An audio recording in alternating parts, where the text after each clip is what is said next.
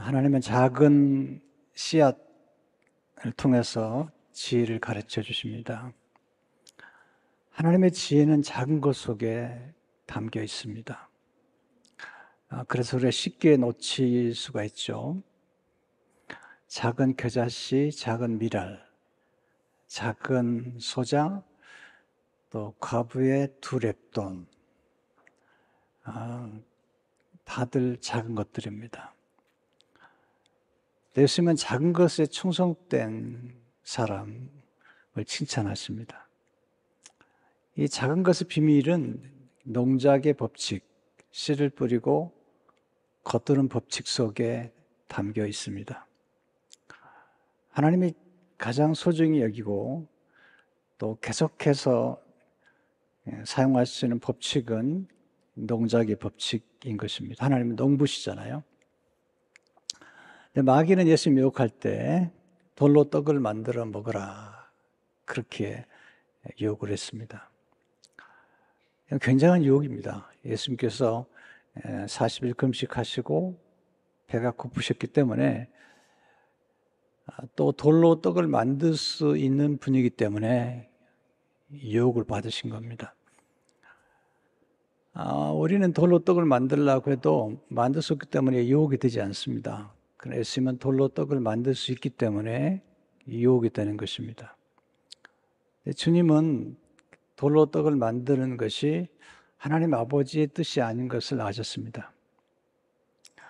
하나님의 뜻, 또 하나님이 선택하신 것은 작은 씨앗을 심고 그 곡식을 거두어 그 곡식으로 떡을 만드는 것입니다. 사탄의 유혹은 과정을 무시하는 거죠.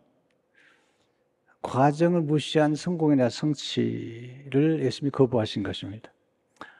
예수님은 과정을 소중히 여기십니다. 최고의 지름길은 지름길을 선택하지 않는 것입니다. 최고의 지름길은 정도입니다. 올바른 길을 선택하는 것입니다. 예수님 십자가 없는 부활을 선택하지 않으셨고 고통 없는 영광을 선택하지 않으셨습니다. 우리는 고통 없는 영광을 선택하잖아요. 또 원하잖아요. 그러나 하늘의 미랄이 땅에 떨어져 죽는 것, 그건 껍질이 벗겨지는 고통을 통해서 열매를 맺게 되는 겁니다. 가시 면류관이 없는 영광의 면류관은 주님은 선택하지 않으신 것입니다. 제가 어릴 적부터 좋아했던 말씀 중에 하나가 오늘 본문의 말씀입니다. 그 이유는 잘 모르겠어요. 어떨 때는 잘 모르게 그냥 좋아하는 말씀이 있죠. 눈물 흘리며 씨를 뿌리는 자는 기쁨으로 거두리로다. 울며 씨를 뿌리러 나가는 자는 반드시 기쁨으로 그 곡식단을 가지고 돌아오리로다. 이번에 장경치 교수님을 만나 뵀는데 제게 이 말씀을 가지고 목회자들 몇 분과 만나서 대화하는 중에 이 말씀을 해석해 주시는데 큰 울림이 왔어요. 그 중에 하나는 이제 눈물을 흘리며 씨를 뿌리는 자는 기쁨으로 거두리는 것인데 눈물을 흘리며 씨를 뿌리지 않았는데도 기쁨으로 거둘 수가 있다는 겁니다.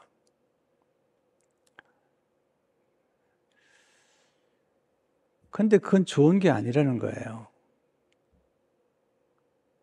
반드시 눈물을 흘리며 씨를 뿌려서 기쁨으로 거두는 것이 하나님의 뜻인데 내가 씨를 뿌리지 않았는데도 기쁨으로 거두는 것은 쾌감이라는 겁니다. 이건 진정한 즐거움이 아니라는 겁니다. 이걸 운이라고 말하기도 하고 또 우리는 가끔 은이라는 표현을 쓰기도 하죠. 물론 우리 인생에서 운이 따르기도 하고 또 우리가 심지 않은 것 같은데 거두는 그런 일들을 가끔 경험하기도 합니다. 우리는 그걸 무시할 수 없습니다. 그런데 이건 기억해야 됩니다. 우리가 뭔가 거두었다면 우리가 심지 않은 걸 거두었다면 누군가가 대신 먼저 심은 것입니다. 또 하나 원리가 있습니다. 우리가 심지 않은 것을 거두는 어떤 행운이 우리 삶 가운데 찾아올 수 있지만, 그러나 거기에 의존해서는 우리 인생은 결코 풍성한 열매를 맺을 수 없습니다. 여러분 아시는 얘기 가운데 한 농부가 길을 가다가 토끼가 나무에 부딪혀가지고 토끼가 쓰러진 겁니다. 그 토끼를 잡았습니다. 그날 이후로 이 농부는 농사를 짓지 않고 나무 아래서 토끼만 기다리는 겁니다. 어떤 청년이 길을 가다가 돈을 주었습니다. 그날 이후로 이 청년은 항상 땅바닥만 바라보고 다니는 것입니다. 그건 아주 위험한 것입니다. 농부는 농사를 지어야 됩니다. 청년은 열심히 공부하고 열심히 일해서 또 생활을 해야 되겠죠. 또 하나 놀라운 원리가 하나 있습니다. 그 뭐냐면 열심히 씨를 뿌리고 눈물을 흘리며 씨를 뿌린 사람에게 소위 말하는 운은 자주 찾아온다는 겁니다. 이게 신비로운 거예요. 운이나 은혜라는 것은 우리가 노력하지 않은 데서 오는 것 같지만 우리가 열심히 씨를 뿌리고 노력하는 사람들에게 더 운은 자주 찾아온다는 것입니다.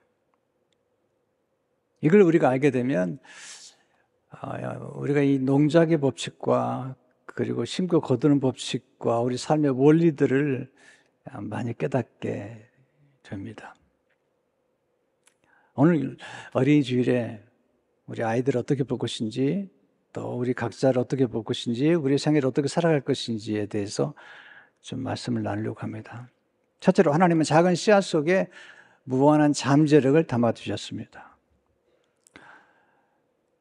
씨앗 속에 담긴 무한한 잠재력, 정말 무한합니다. 여러분 아시다시피 저는 가난한 가정에 성장했기 때문에 항상 결핍의식이 많았어요. 결핍의식과 핍절의식, 가난의식이 많았습니다.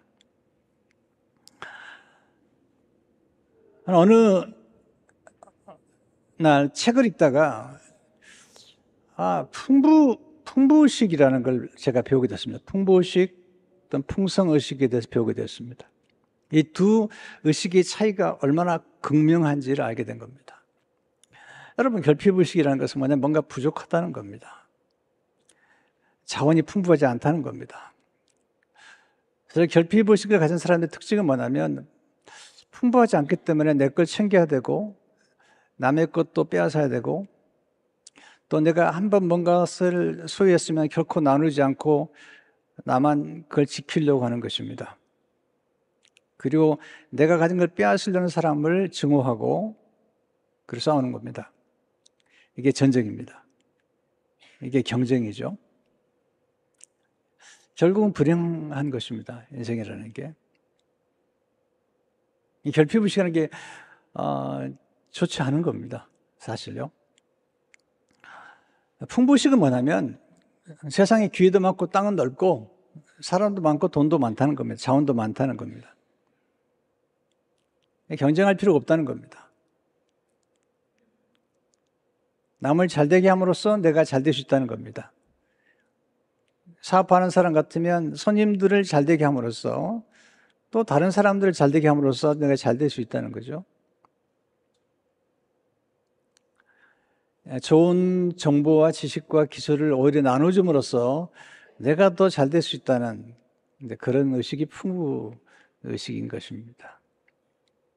남을 먼저 잘되게 함으로써 내가 더 잘될 수 있다는 이 의식은 굉장히 놀라운 의식일 뿐만 아니라 우리 삶을 풍성하게 만드는 의식입니다. 제가 결핍의식에서 풍부의식으로 바뀌면서 제 환경도 바뀌기 시작했고 저의 관계도 변화되기 시작했습니다. 로고스 교회를 목회할 때인데, 로고스 교회가 점점 성장해서 잘 될 무렵인데, 파사데나 쪽은 원래 교회가 잘 안 된다는 정설이 나 있는데, 파사데나에 있는 로고스 교회가 부흥하면서 교회들이 파사데나 쪽으로 이사를 오는 거죠. 그 중에 한 교회가 사랑의 빛 선교교회였고, 또 다른 교회도 그쪽으로 이사 오는 일들이 생겼습니다. 그때 장로님들이 저를 찾아와서 큰일 났습니다. 이제 주위에 다른 교회들이 들어오기 시작하는데 우리 교회가 어렵지 않겠습니까?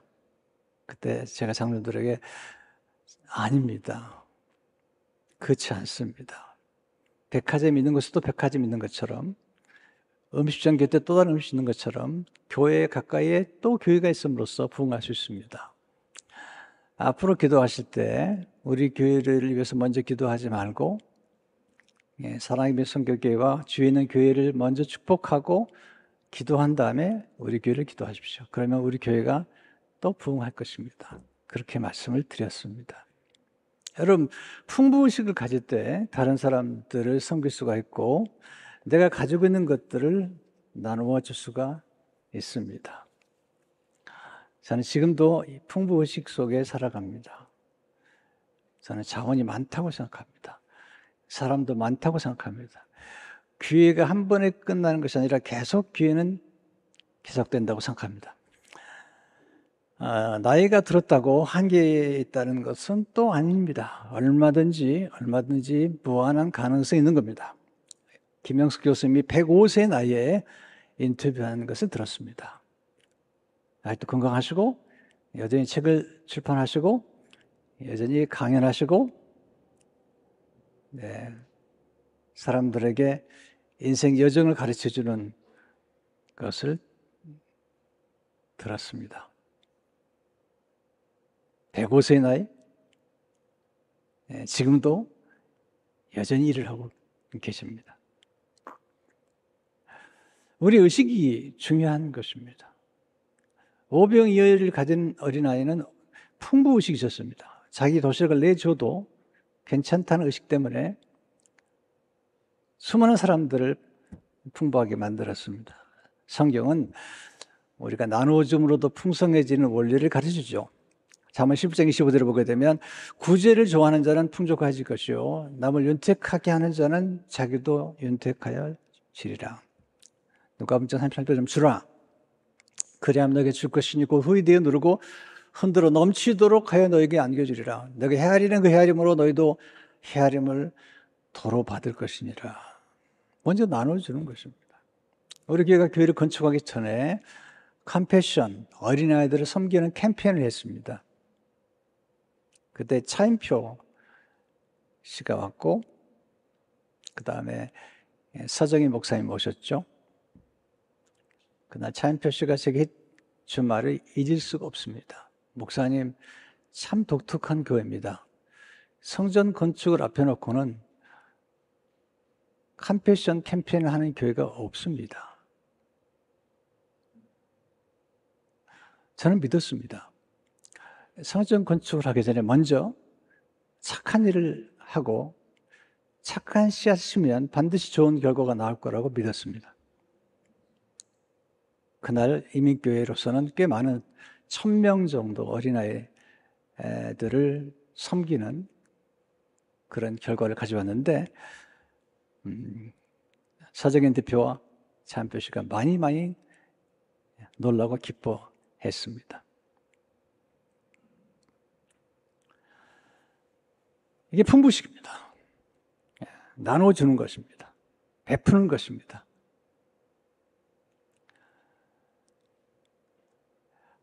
예수님은 하나님의 나라의 원리를 얘기할 때 작은 겨자씨 하나의 원리를 설명하셨는데 이건 굉장히 중요한 원리인 것입니다. 우리는 천국 백성들이기 때문에 천국의 원리를 알아야 되는데 그 중에 하나가 겨자씨의 원리입니다. 마태복음 13장 31절 32절에 보면 또 비유를 들어 이르시되 천국은 마치 사람이 자기 밭에 갖다 심은 겨자씨 하늘 같으니 이는 모든 씨보다 작은 것이로되 자란 후에는 풀보다 커서 나무가 되매 공중의 새들이 와서 그 가지에 깃들이니라. 작은 겨자씨는 아주 작지만 그대로 두면 하나의 씨앗입니다.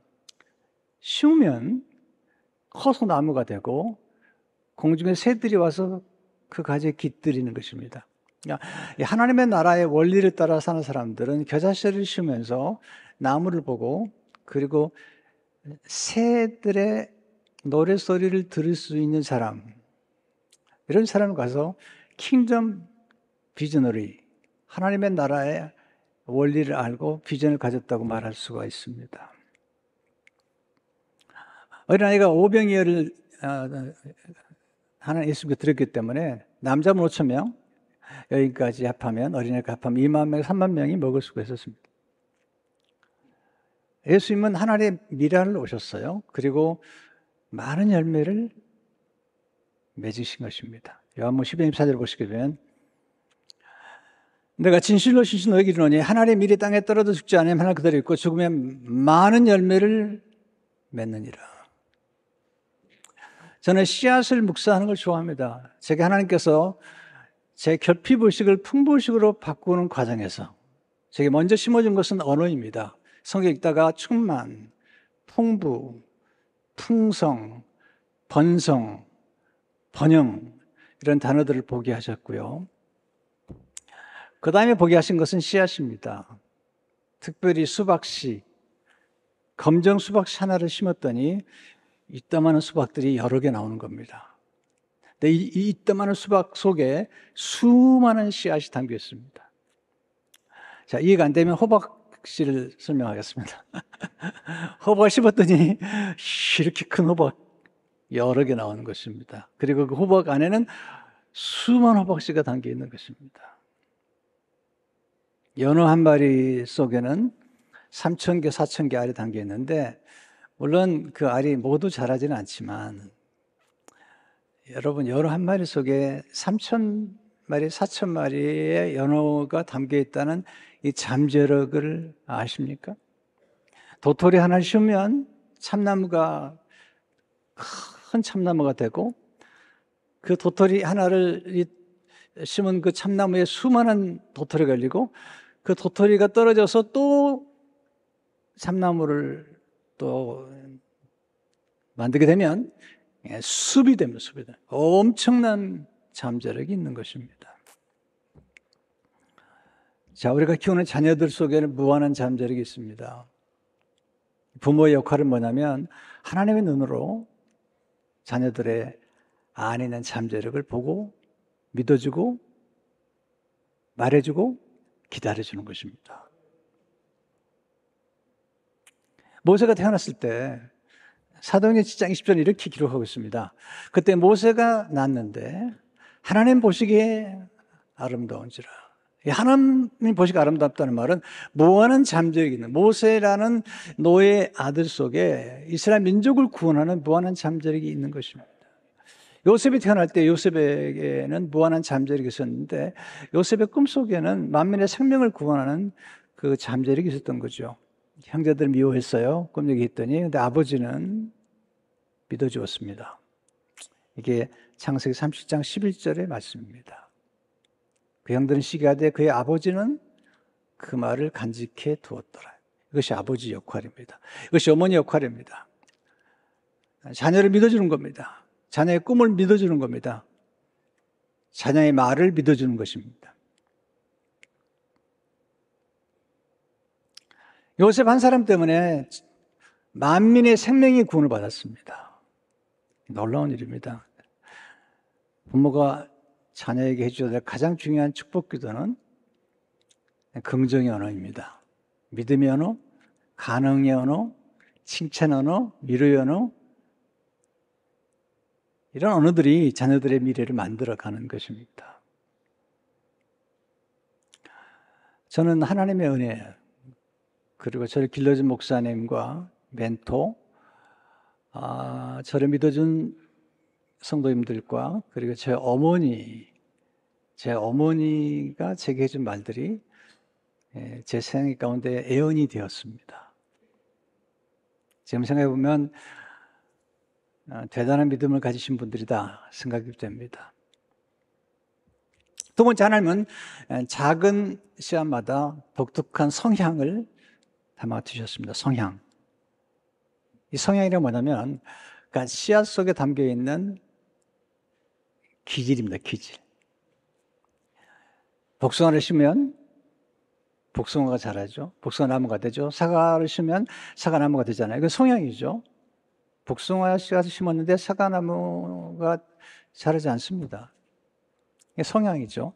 이게 이제 창세기 1장 11절 12절을 보게 되면 하나님이 이르실 때 땅은 풀과 씨 맺는 채소와 각기 종류대로 씨 가진 열매 맺는 나무를 내라 하시니 그대로 되어 땅이 풀과 각기 종류대로 씨 맺는 채소와 각기 종류대로 씨 가진 열매 맺는 나무를 내니 하나님이 보시기에 좋았더라. 각기 종류대로 씨 맺는 채소. 우리 자녀들은 독특한 성향을 가지고 태어납니다. 시편 103편 14절을 보게 되면 이는 그가 우리의 체질을 아시며 우리에게 기질이 있잖아요. MBTI랄지 또는 다혈질, 담즙질, 점액질, 우울질 이게 우리 안에 있는 기질들이고 이런 기질들이 좀 섞이기도 하죠. 그 체질을 아신다는 거죠. 체액, 형질.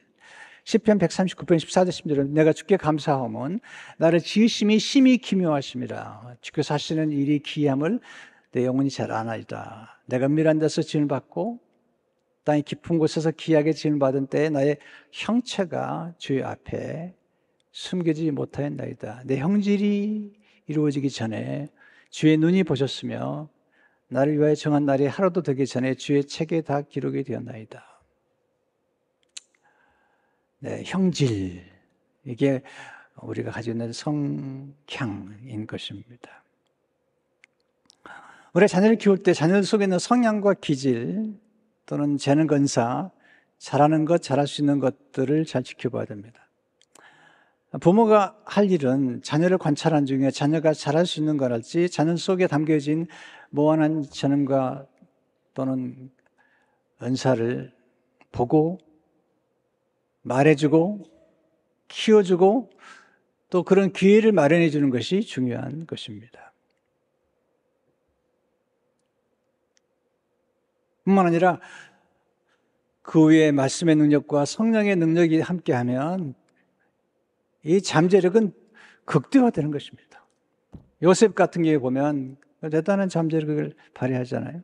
성령이 함께 하시고 저는 요셉을 너무 좋아합니다. 요셉은 인신매매에 팔려갔죠. 형들이 미움당했죠. 역기능적인 가정에 태어나가지고 아버지가 내 여자하고 사는 바람에 배달 형제들하고 살았죠. 형제들이 그를 쫓아냈죠. 신분도 없이 이제 애굽에 끌려갔죠. 학위도 없죠.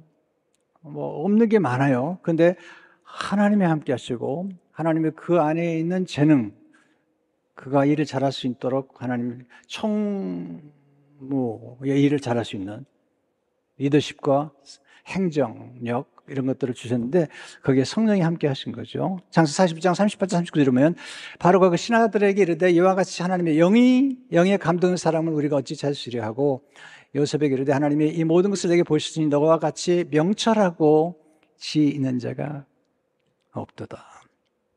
우리는 하나님을 만날 때 우리가 진정한 진면모를 발견하게 돼요. 우리는 우리 자신 잘 몰라요. 또 부모들도 잘 모르는 것 같아요. 근데 하나님을 만나게 되면 하나님을 통해서 우리가 진면모를 발견하게 되죠. 에레미야는 스스로 생각하기를 어린아이를 생각했어요. 하나님께서 에레미야를 부르시자 에레미야는 어린아이가 아니라 여러 나라의 말씀을 증거할 선지자다. 열방의 선지자다. 에레미야 1장 5절 6절을 보게 되면 내가 너를 모태에 짓기 전에 너를 알았고 내가 배에서 나오기 전에 너를 성별하였고 너를 여러 나라의 선자로 세운도라 하시기로 내가 이르되 슬프도소이다 주 여호와여 보소서 난 아이라 말할 줄을 알지 못하였다 하니 하나님 말씀하세요. 너는 아이가 아니다. 너는 열방의 선지자다. 그리고 더 놀라 말씀하세요. 에레미야 1장 8절에 보면 보라 내가 오늘 너를 그의 온 땅과 왕들과 그 지도자들과 그 지상들과 그 땅 백성 앞에 견고한 성읍 세계동 노선벽이 되게 하였은즉 하나님이 그렇게 세우신 거죠. 그러니까 하나님이 우리에게 무한한 잠재력을 주시고 그리고 하나님이 동행하시게 되면 엄청난 일들이 전개가 되는 것입니다. 하나님은 각자를 상품으로 만들지 않아요. 상품. 각 사람을 작품으로, 마스터피스로 마스터피스로. 여러분, 작품은 유일합니다. 여러분, 어떤 작품의 가치는 누가 만들었느냐도 중요하고요. 또 어떤 작품을 우리가 샀을 때 얼마를 지불했느냐가 중요한데, 하나님은 우리를 만드셨어요. 그리고 우리를 위해서 예수님의 핏값을 지불하고 샀어요. 그래서 우리는 굉장히 중요한 작품들이죠. 자녀들이 제일 섭섭할 때가 언제일까? 또 마음속에 노여움을 가질 때가 언제일까? 에베소 6장 4절을 보게 되면 또 아비들아 너희 자녀를 노엽게 하지 말고 노엽게 하지 말라. 언제 노엽죠? 자꾸 비교할 때 노엽게 되는 거죠. 비교할 때. 내 옆집 아이를 봐라. 내 친구를 봐라. 누구누구를 봐라. 이렇게 비교하는 거죠. 학교도 비교하고 그렇게. 여러분, 그건 좋은 게 아닙니다. 네. 물론 지금 학력이 좋아 보일지 모르지만 그 학력 가지고 인생을 살아가는 게 아닙니다. 제가 학력을 무시하지 않아요. 그러나 학력이 인생을 결정하지 않아요.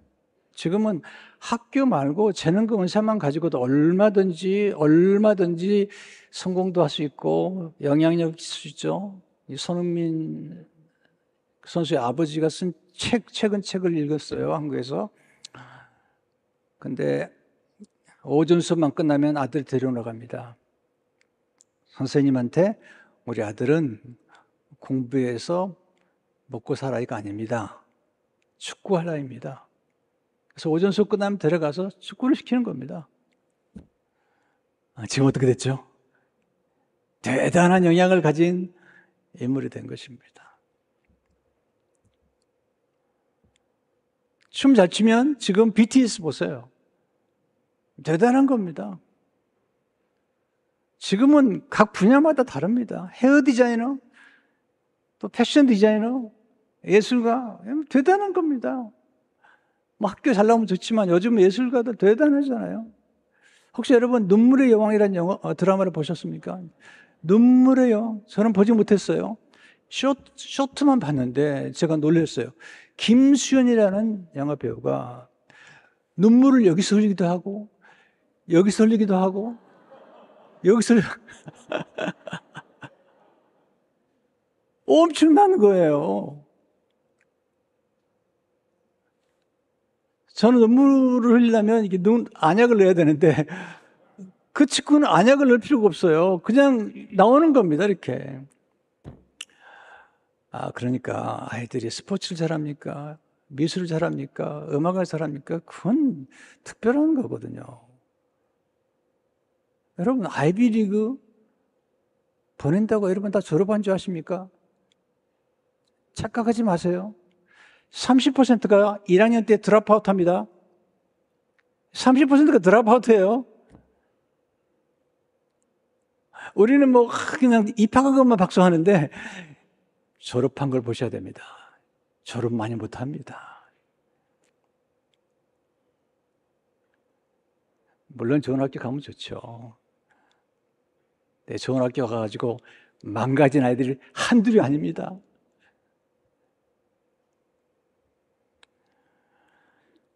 제가 좋은 학교를 안 나와서 이런 얘기 한지 모르지만 네. 네, 인생을 오래 살아보니까요. 네, 학력이 인생을 결정하지 않아요.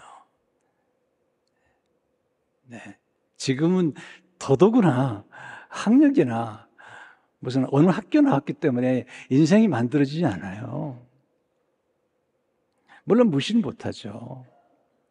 그러나 지금은 진짜로 실력 시대예요. 진짜로 능력이 있냐는 거예요. 자기 분야에서 정말 탁월할 수 있냐는 거죠. 그게 중요한 것입니다. 비교하지 마세요. 이번에 한국에 가서 한 대학을 갔는데 감동적이었어요. 세 분이 세 평에서 시작한 학교가 지금 서울에 있는 학교가 10,000명, 천안에 있는 학교가 20,000명. 더 놀라운 사실은 방배동에 있는 학교인데요. 건물이 대단히 놀라웠고요. 그리고 예술대학 학생만 6,500명이었어요. 6,500명. 예술대학의 어떤 학과는 70대 1이에요. 옛날에는 딴따라라고 그랬어, 딴따라. 그런 얘기 하다는 뺨 맞아요. 딴따라가 뭐예요? 지금은 예술, 재능,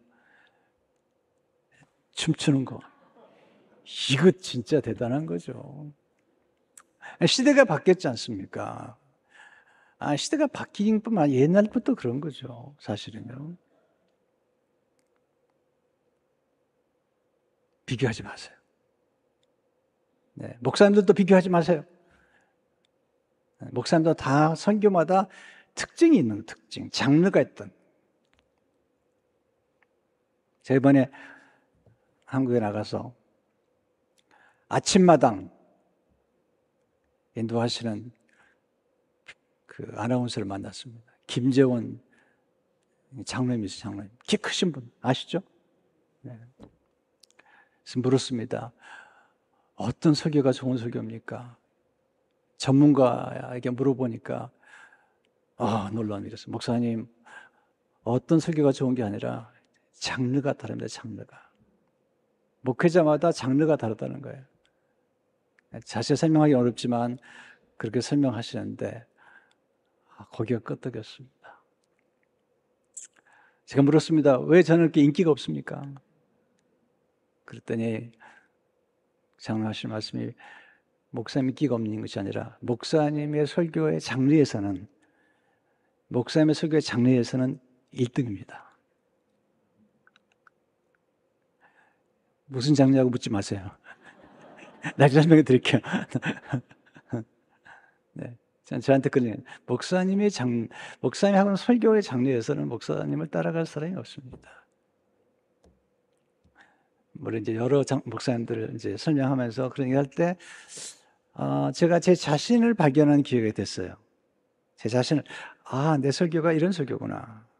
그리고 나는 다른 설교자하고 비교할 필요가 없구나. 구독이 적다고 낙심해서는 안 된다. 네, 그런 생각을 하게 된 것입니다. 여러분 생각해 보세요. 오리와 사자가 어떻게 비교가 됩니까? 사자가 오리처럼 떠다닐 수 있나요? 어떻게 말과 원숭이가 비교가 됩니까? 말이 원숭이처럼 나무를 탈 수 있나요? 못합니다. 어떻게 포도와 딸기가 비교가 됩니까? 비교할 수 없는 거잖아요. 그러니까 우리는 비교할 수 없는 세상을 비교하느라고 인생을 비참하게 살아가는 겁니다. 여러분, 한 사람 한 사람에게는 무한한 잠재력과 그리고 아주 독특한 성향이 있는 것입니다. 좀 극단적인 표현하면 독특한 개성. 개성이 뭐냐, 이렇게 개 같은 성질이라고 그러는데 그게 아니라 독특한 개성이 있는 겁니다. 이게 비교할 수 있는 게 아닙니다. 하나님 그렇게 만드셨습니다.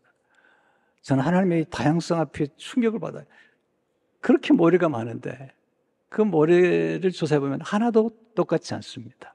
하늘에 내린 눈송이가 그렇게 많은데 하나도 똑같지 않습니다. 80억 인구가 이렇게 살아가는데 한 사람도 똑같지 않습니다. 비교를 해요. 이게 섭섭한 거예요. 이게 자녀들이 노여운 겁니다. 남편이 노여운 겁니다. 왜 옆집 남편 같지 않냐고 그러는데 아내도 노여운 겁니다. 각자의 독특함을 가지고 살아가는 것입니다. 그게 가장 아름다운 것이고 멋있는 것입니다.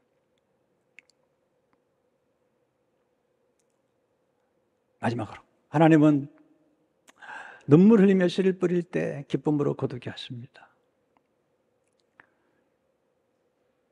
소위 말하면 복이라는 건 어떻게 따라오냐면 우리가 눈물 흘리며 씨를 뿌릴 때 복이 따라오는 거예요. 세월이 지나고 나니까 제가 깨닫는 겁니다. 이게 복리구나. 일찍 심고 오래 심고 꾸준히 심은 것들이 나중에 이게 복이 되고 이게 운이 되는구나. 제가 많이 경험하거든요. 지금 이제 꽤 나이가 들었잖아요. 그죠? 아니에요? 네, 꽤 나이가 들었는데 나이가 들어서 이제 한국을 작년하고 올해 나가 보니까 제가 거두는 것들이 있는데 이 거두는 게 이게 복리가 된 거예요.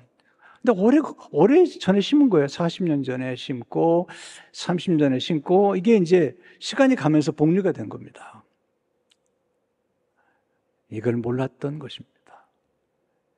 몰라서 조급했던 것이고, 네, 몰라서 조급함으로 침체에 빠졌던 것인데 이제 보니까 이게 심고 거두는 것인데 그리고 오래 기다리는 것인데 이걸 몰랐던 겁니다. 오늘 5절 6절 다시 보세요. 눈물 흘리며 씨를 뿌린 자는 기쁨으로 거두리로다. 울며 씨를 뿌려 나가는 자는, 그 다음에 중요한 단어입니다, 반드시 기쁨으로 그 곡식단을 가지고 돌아오리로다. 이삭이 복을 받은 모습을 보세요. 전 이 모습도 너무너무 놀라워요. 창세기 16장 13절 이삭이 그 땅에서 농사했어요. 농사해서 그의 100배는 얻었고 씨앗 심고 여호와께서 복을 주심으로 복이 필요해요. 그 사람이 창대하고 왕성하여, 그 다음에 중요한 단어죠, 마침내 거부가 돼요. 우리 너무 서두르잖아요. 어떻게 하면 좋을까요? 첫째로 하나님이 주신 씨를 성심껏 뿌리세요. 하나님은 열매를 주신 분이 아니세요. 하나님 나라의 가게에는 열매를 파지 않습니다. 씨앗만 팝니다. 그래서 우리 눈물을 흘리며 씨를 뿌려야 됩니다. 그리고 씨앗 속에 무한한 잠재력이 있는 걸 알고 뿌리셔야 됩니다. 둘째, 가능한 좋은 씨를 받아 심으십시오. 하나님이 준 씨가 있고 마귀가 주는 씨가 있습니다. 마귀가 가라지를 뿌렸습니다. 마귀도 씨를 뿌려요. 마귀가 주는 씨는 유혹의 씨입니다. 죄악의 씨앗입니다. 좋은 씨는 좋은 열매를 맺습니다. 나쁜 씨는 나쁜 열매를 맺습니다. 성경에 말한 좋은 씨앗 중 하나가 말씀이죠. 요한 8장 11절에 이 비유는 이러하니라. 씨는 하나님의 말씀이요. 그러니까 자녀들의 마음속에 말씀을 심어야 돼요. 말씀을. 네. 또 우리들의 마음속에도 말씀을 심어야 돼요. 이 말씀이 우리를 치유하고 지혜를 주고 영감을 주고 창조적 아이디어를 주고, 네, 좋은 성품을 만들어 주는 것이 말씀이잖아요. 분별력을 제공해 주는 거죠. 세 번째, 씨를 심은 후에는 인내를 가지고 가꾸십시오. 씨를 심은 후에 바로 거둘 수는 없습니다. 하나님은 과정과 절차를 소중히 여기시는데, 최근 한 PD가 인생은 바둑 두는 것 같다. 저는 이걸 굉장히 영감을 받았어요. 바둑은 한 수 한 수 뜨는 거죠. 내가 하나, 상대방이 하나. 한 사람이 셋으로 못 되는 거죠. 똑같아요. 인생이라는 것은 하나씩 뜨는 거죠. 이게 대화고 이게 소통이죠. 근데 우리 너무 건너뛰려고 그러잖아요. 자, 보세요. 씨를 심으면 씨가 어두움 속에 자랍니다. 어두움 속에서 자랍니다. 뿌리를 내릴 때는 어두움이 내리는 거죠. 우리는 이 어두움을 싫어해요. 이 어두움 속에 자라는 걸 싫어해요. 어두움 속에서 씨앗이 껍질이 벗겨지죠. 또 우리는 추수하려면 어둠의 과정을 거치고 여름에 뜨거운 태양볕을 이겨내야 돼요. 이걸 우리는 무시해서는 안 되는 겁니다. 이런 책을 쓰고 싶어요. 생명은 어둠 속에 자란다. 자궁 속에 있는 어린아이는 어두운 데 자랍니다. 해저 깊은 곳에 있는 식물은 어둡습니다. 거기 자랍니다. 우리는 이런 과정을 너무 무시하잖아요. 인내, 기다림. 야고보 5장 7절을 보게 되면, 그러므로 형제들아 주께서 강림하시기까지 길이 참으라. 농부가 땅에서 나는 귀한 열매를 바라고 길이 참아 이른 비와 늦은 비를 기다리네. 두 번이나 길이 참으라, 길이 참아. 놀라운 사실과 약속이 있습니다. 심은 것은 반드시 거두게 하신다는 거예요. 갈라디아서 6장 7절 9절을 보세요. 스스로 속이지 말라. 하나님은 업신여김을 받지 아니하시나니 사람이 무엇으로 심든지 그대로 거두리라. 자기 육체를 위하여 심는 자는 육체로부터 썩어질 것을 거두고 성령을 위하여 심는 자는 성령으로부터 영생을 거두리라. 우리가 선행하되 낙심하지 말지니 포기하지 아니하면 때가 이름에 거두리라. 제가 이번 모국 방문 중에도 이건 책이 하나 있는데요. 복리에 관한 책인데, 제가 이제 복리를 경험하는 거죠. 이 복리를 아는 게 굉장히 중요해요. 한번 제가 강의를 하고 싶어요. 네. 복리란 원금에 대해서만 이자를 붙이는 단위와 다르게, 복리는 원금에 대해서뿐만 아니라 원금에 생기는 이자에도 원금과 동일한 이율의 이자를 붙이는 거죠. 자, 이런 혜택을 누리는 건 많지 않아요. 이런 혜택을 누리는 건 은행뿐이에요, 은행. 자, 여러분이 30만 불짜리 집을 가지고 있다 생각합시다. 30년 생활하면요, 네, 30만 불을 갚으려면 60만 불을 갚아야 돼. 거의. 이게 복리예요, 복리. 근데 이 복리 혜택을 누리는 방법은 뭐냐면, 혜택을 누리려면 거꾸로 우리가 복리 혜택을 누릴 수 있는 지혜를 얻어야 됩니다. 데런 하드는 이렇게 얘기하고 있습니다. 복리 효과란 작지만 현명한 일련의 선택들이, 이 중요한 포인트가 뭐냐면 작지만 현명한 일련의 선택들이 엄청난 보상을 낳는 원리를 의미합니다. 작지만 현명한 일련의 선택들이. 근데 사람들은 이 작기 때문에 이 복리를 우습게 여기는 거예요. 작기 때문에 현명한 일련의 선택을 하지 않아요. 그냥 일확천금하려고 그러는 거예요. 복권을 사는 거예요, 복권. 네. 여러분, 복권에서 번 돈은 돈이 좋은 돈이 아니기 때문에 거의 불행해집니다. 그래도 사세요. 네. 우리 교인들이 복권 파는 분들이 계시거든요. 그래서 내가 사라고. 네. 그것도 뭐 사업도 잘 돼야 되니까 사세요. 근데 여러분 아셔야 되죠. 어렵게 번 돈이 오래 가는 겁니다. 그리고 매달 들어오는 돈이 가장 좋은 돈인 것입니다. 일확천금하는 것 바람직하지 않습니다. 투자들 많이 하시는데요. 여러분 주식도 마찬가지라고. 네. 전차 주식 잘 모릅니다. 그러나 이야기하는 게 뭐냐면 작은 이득을 남기는, 그리고 장기적인 투자가 복리를 만든다는 겁니다. 근데 갑자기 대박 나는 상품들을 사가지고 대박 깨진다는 겁니다. 그렇게 인생이 만만하지 않습니다. 여러분, 인생이 얼마나 어려운데 쉽게 돈을 벌겠다니요. 그런 생각하지 마세요. 저는 C.S. 루이스가 이런 말했습니다. 선과 악은 모두 복리로 작용한다. 네, 아인슈타인이 복리는 세계 8대 불가사리. 지금 복리를 일찍 깨달았었는데 나이가 들어서 깨닫는 건 너무너무 슬픈 일이에요. 지금 어린아이 때부터 아니면 20대부터 복리를 배운다면 엄청난 거죠. 지금 워렌 버핏이 부자가 된 건 이건 완전히 복리예요, 복리. 지금 엄청난 부자인데 그 쉬운 2살 때는 지금까지는 재산의 8%? 1%밖에 안 가졌다는 거예요. 세월이 지나면서 이게 복리가 돼가지고 지금 부자가 된 거죠. 이게 중요한 거죠. 일찍 시작해서 나이가 들면 중요한 것입니다.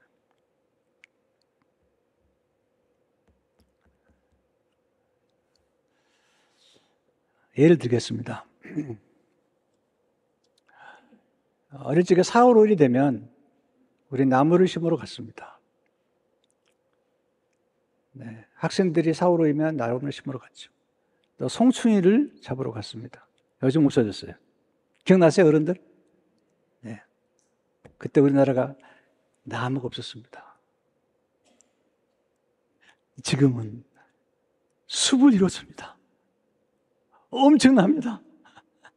너무너무 아름다운 나라가 되었습니다. 왜? 우리들이 4월 5일이면 가서 나무를 심었잖아요.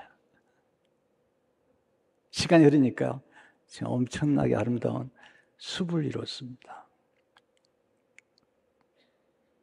여러분, 나쁜 씨앗 심으면 그것도 복리로 적용할 수 있습니다. 조심해야 됩니다. 예를 들겠습니다. 제가 82년에 미국 왔는데요. 그때 제가 생각했습니다. 그 당시에 치과 의사가 개업을 하려면 10만 불 정도의 돈이 필요했습니다. 지금은 10만 불까지 어림도 없죠. 왜냐하면 치과 기구를 사들이는데 한 10만 불 정도.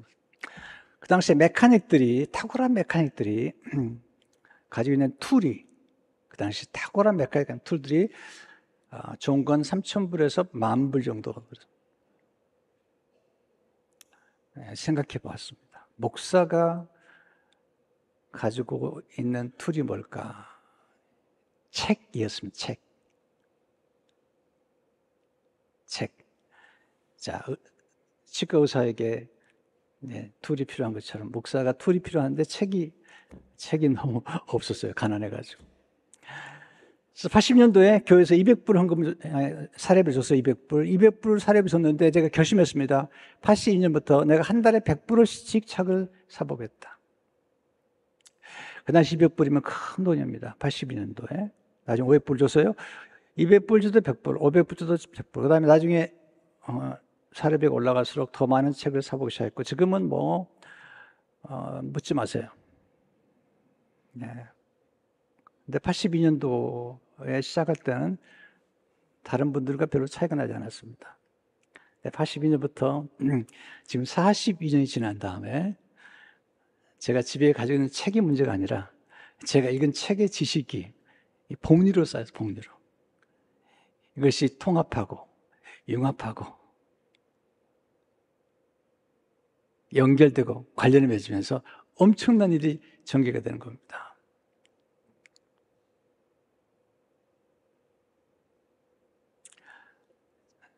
지식의 복리라는 게 있습니다.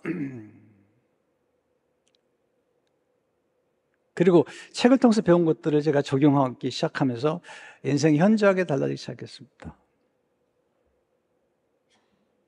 책을 통해서 성품이 바뀌기 시작하고 또 가정에서도 변화가 일어났습니다.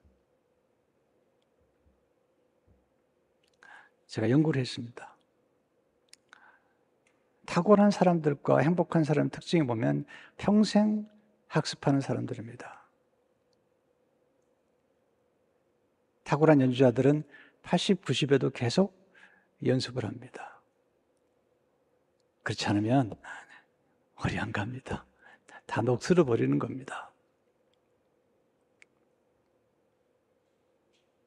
그래서 저는 평생 학습을 강조합니다.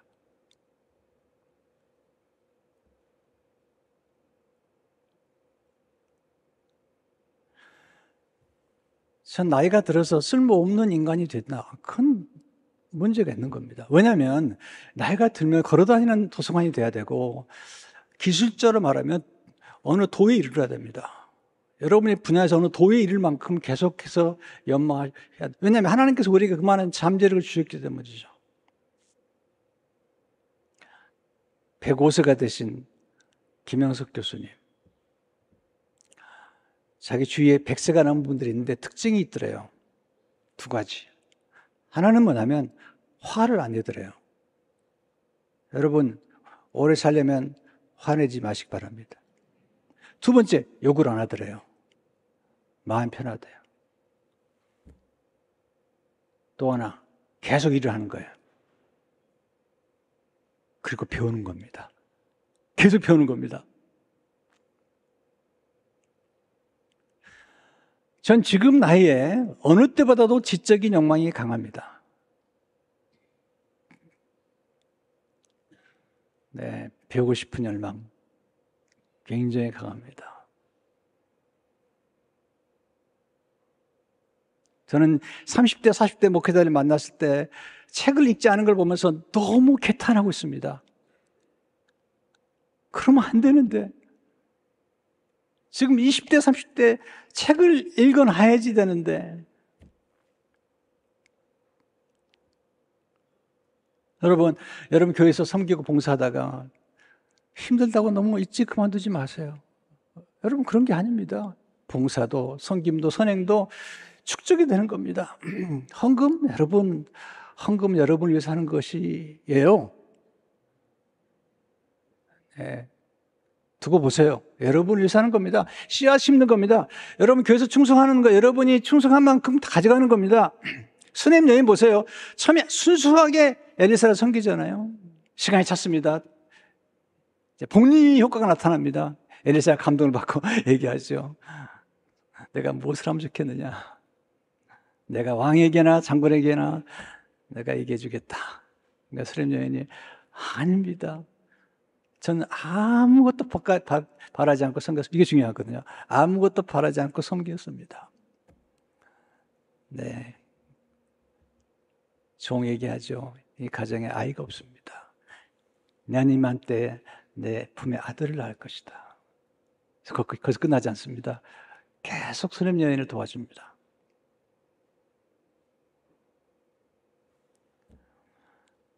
제가 올해도 한국에 나가서 참 많은 사랑들을 받았어요. 저도 성심을 다해 섬겼습니다. 정말 최선을 다해서 말씀을 전했습니다. 근데 제가 받은 어떤 은혜들은 복리로 경험한 은혜들입니다.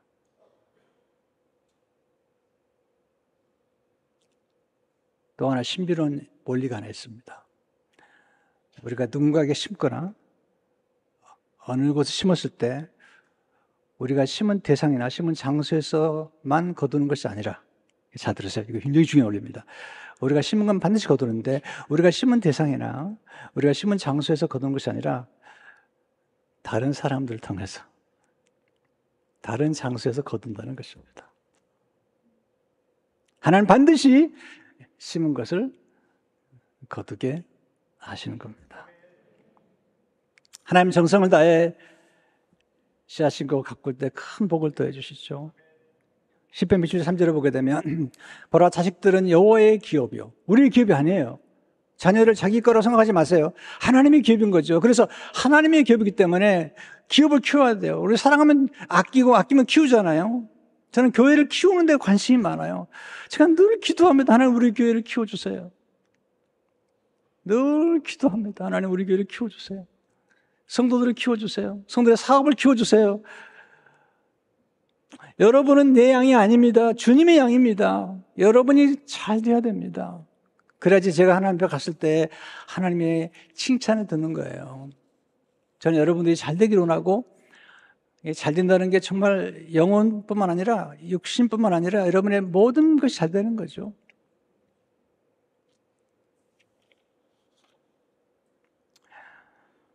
여러분 일찍 시작할수록 좋습니다. 그리고 꾸준히 하세요. 꾸준히. 네, 지금 제가 이제 배워본 게 뭐냐면 인생에서 가장 중요한 것은 빠르고 똑똑한 사람들이 아니에요. 꾸준한 사람들이 반드시 복리 효과를 경험하게 돼 있어요. 여러분 오늘 어린이 주일인데 우리 아이들이 얼마나 존귀해요. 비교하지 마세요. 나름대로의 특성이 있는 거죠. 오늘 여러분 한 분 한 분이 다 존귀합니다. 이 말씀을 따라서 여러분 풍성한 축복을 누리시기를 축원합니다.